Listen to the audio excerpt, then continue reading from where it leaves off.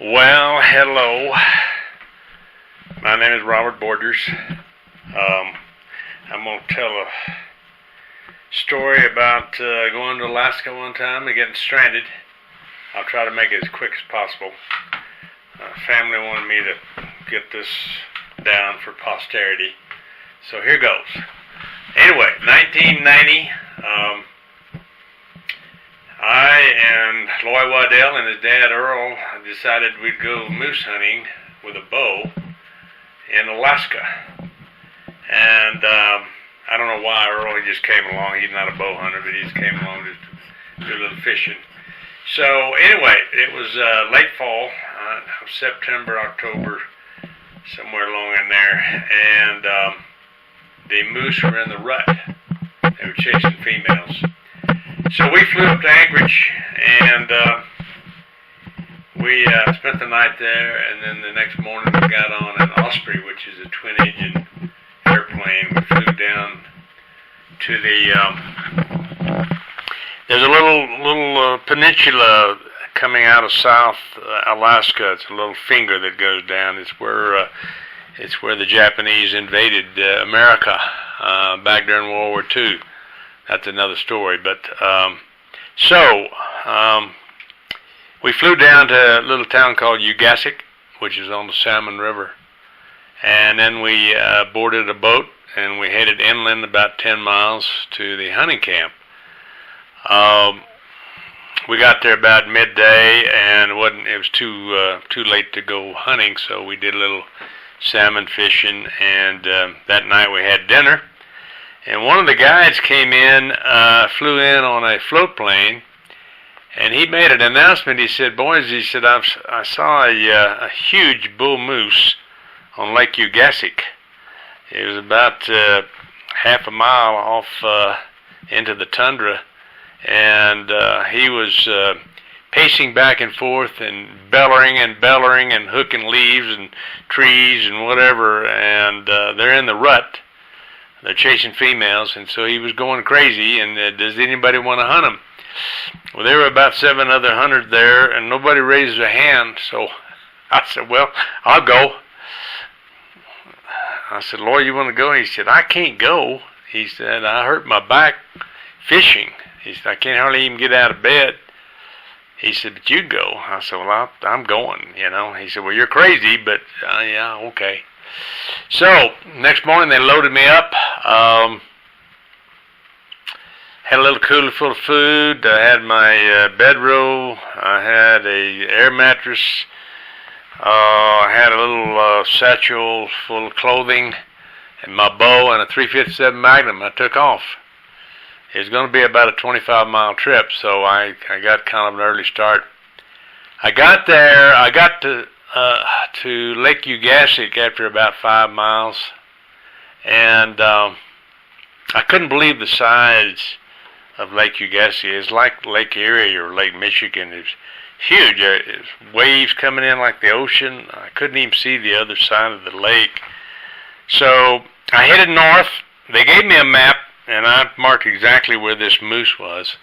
And I headed north. I went to another 15 miles, and there was this little slough, and that's where this moose was. I pulled in there, and I could see him a half a mile away from where he was, and he was huge. He was like a 70-inch bull moose, and bellowing and raising hell over there. And so I just jumped out of my boat, pulled it up a little bit, grabbed my backpack, my bow, and headed that direction. And I was walking in the Alaskan Tundra, which is kind of gooey stuff. It's just like walking on a sponge. Every step you would step down about 10 inches, and the water would seep up. So it took me a long time. It took me over an hour to go half a mile. Finally, I got close to him, and I could see. I stayed low. I was all camoed up, had the mask on and everything, and I'd go from bush to bush, and I was crawling, and I got within 75 yards of him, and there was a clearing there, and I couldn't get any closer. I had the wind to my face. I can't make a 75 yard, not with a bow. I didn't want to wound him or anything. And so my only hope was that there were 2 cows out in the clearing, and my only hope was that he would come into the cows, and then I'd have about a 40-yard shot, and I could make that accurately. So I waited several hours. He never moved. So I thought, well, this is not going to happen today. I'll come back in the morning. I noticed the 2 cows were looking to the east towards Lake Ugasic. And, well, hold it. Anyway, back at it now. I was looking at the 2 cows, and they were looking towards Lake Ugasic. And I wondered what they were looking at. I thought maybe there might be another bull over there, so I slowly turned around, and about in the middle of Lake Ugasic was the darkest, blackest cloud, just rolling all the way across the landscape. The most ominous-looking cloud I think I've ever seen, and it was coming my way. And I thought, holy Moses, it's starting to get dark. It's starting to rain just a little bit.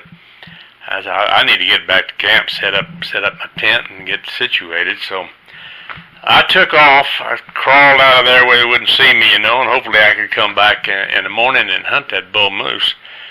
It took me a long time to go back because the wind got up to about 50 miles an hour. And I mean 50 miles an hour. I had to lean into this wind just so I could walk, and that tundra didn't help me any. Anyway, I got back to where the boat was, but it wasn't. I got there, and the boat was gone. I thought, holy Moses, here I am. I'm 25 miles from anybody.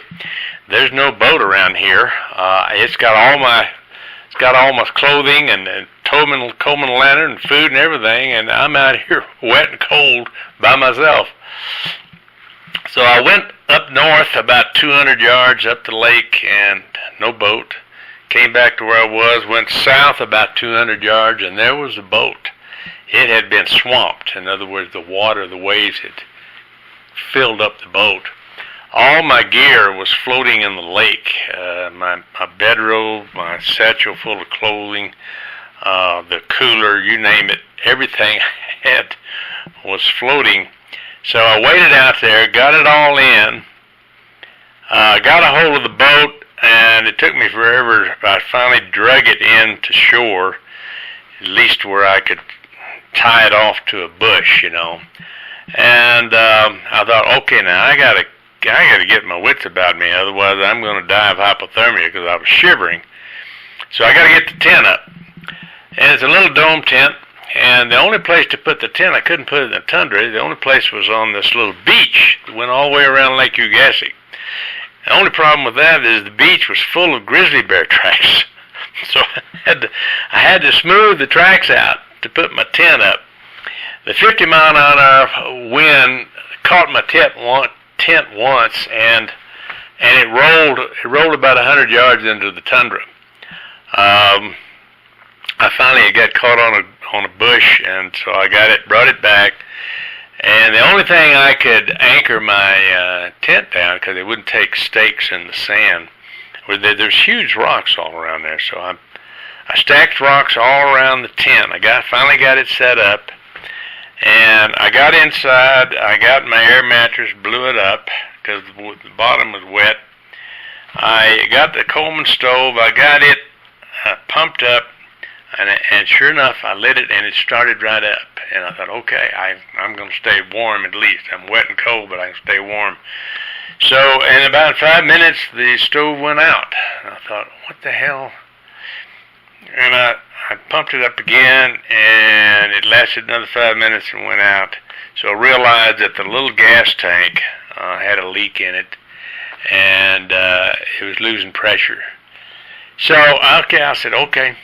I'll just keep pumping it up. And I got in my little duffel bag, and in the middle of it, because it was floating out in the lake, but in the middle of it I found some sweatpants and sweatshirt that were semi-dry, enough for me to get in them and stay fairly warm. So I pumped the stove all night. I got on my air mattress, and the 50-mile-an-hour wind would so hard that it would cave in my tent, and I'd have to stick up my leg to keep it from hitting me in the head. So that's what I did all night long, except long about 3 or 4 in the morning, the wind died down and got kind of quiet. And then I heard some banging and some grousing around outside my tent, and I thought, oh my gosh, I've got a 1,000-pound grizzly out there that wants to eat me, so I need to do something. So here it was about 4 in the morning, and I got my .357 Magnum, my little pen light, and I unzipped the tent, and I came out like this just as fast as I could, because I wanted to surprise that bear rather than he surprised me. And about 5 feet away from me was the biggest porcupine I've ever seen in my life. It must have weighed 40 pounds. And he stood up, and we looked at each other for about a minute, and finally he just walked off. Come to find out, he was eating the cork off of my fishing handle. They like wood. Anyway, so this went on for like 3 nights. Same thing. Every night I had to keep pumping it up and keep my leg up to keep the tent from coming in and hitting me. So I didn't sleep much. And after 3 nights, I got up the next morning, and there was an area where I had smoothed the sand out. And there were new grizzly bear tracks, and they were huge. They were this big. And I thought, you know what? I got to get the hell out of here. That's all there is to it. So I packed my backpack, I left my bow, I took my .357 Magnum, and I took my bedroll. And I started walking back. I knew I had a long walk. And I put the bedroll on my arm, and the bedroll was blowing horizontal the whole time I walked. We still had 50-mile-an-hour winds. This is the 4th day, and that storm hadn't let up. So I'd walked about 13, 14 miles, and towards the end of the day, I knew that it was getting late and starting to drizzle a little bit, and I thought, well, it's going to be another long night. I looked over to my right, and about a quarter of a mile away was an old abandoned cabin. And so I thought, well, it's worth a shot. I'll go over there and see if there's any way I can get out of the rain and the wind, you know. It was an abandoned cabin, and it was, about half of it was gone. The other half had a loft in it, though, and it had a wooden ladder going up. And I thought, well, let's see what that looks like. I climbed up that wooden ladder, and on that loft was a 4-inch foam pad, sleeping pad, with an old pillow. I said, hot diggity damn, this is great, because I hadn't had any sleep in 3 nights. And so I crawled up there. My bedroll was dry. I had a little more Spam. I've been eating Spam for 4 days. It's better than nothing. A little piece of bread and some Spam. And I went to sleep that night, and I think I went into a coma. I was out for like 12 or 13 hours. I didn't wake up till 8 or 9 in the morning. And so I thought, well, I got to get going. So I packed my bag again and grabbed my pistol and my bedroll and took off, heading up Ugasik again until I hit Salmon River, about 3 miles. And across the Salmon River was a fishing camp. And there was a guy out there, and he was messing with a boat. And I waved and hollered and everything, and so finally he came over. I told him the story, and he said, come on. He said, I'll put you up. So we went back across to the fishing camp, and turned out to be a German. He's full-blooded German, spoke broken English, and every year, boy, he had a fishing camp until winter, and then he'd go back to Germany. So I stayed there for 3 days. It was a nice warm bed. He fixed ptarmigan, and we had salmon, and I mean, it was really nice. So I rested up pretty good, and finally, after about 3 days, he said, Robert, we go get your boat. We go get your boat. I said, well, okay. He said, we get up at 4 in the morning. We go get your boat before the wind gets up. And that's what we did. We got up at 4 and took off. And we got within almost a mile of my camp, and the wind got up, and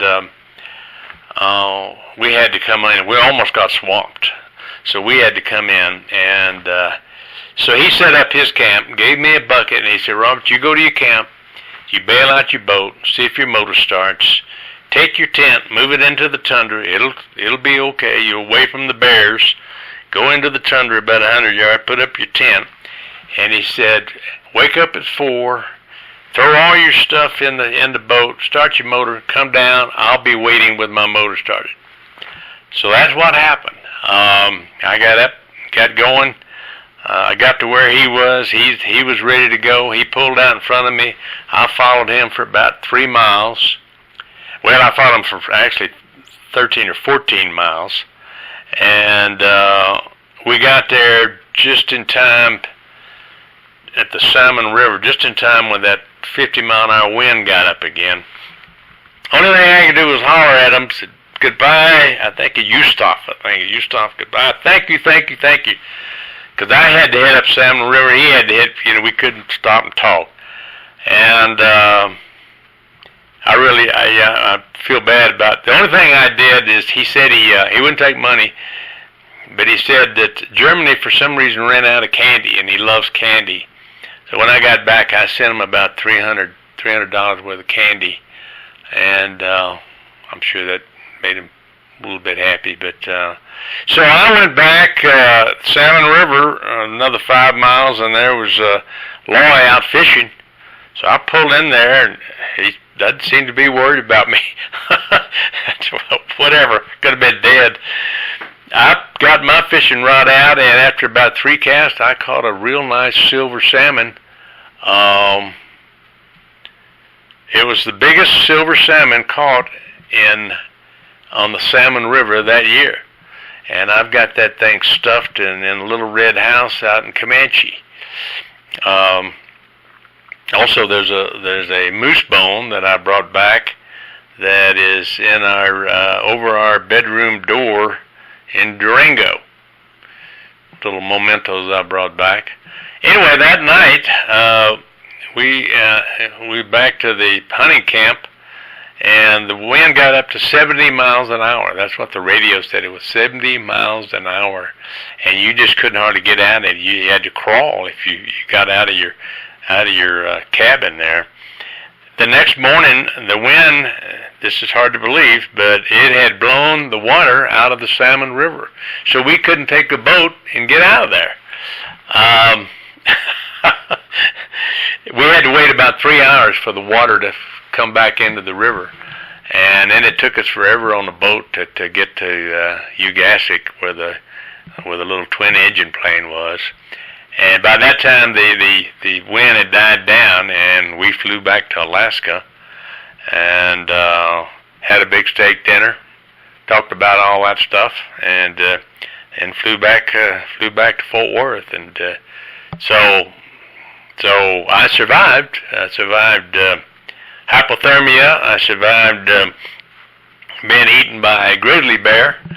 So that now I've been able to see all my grandkids, which is what it's all about. Anyway, that's it.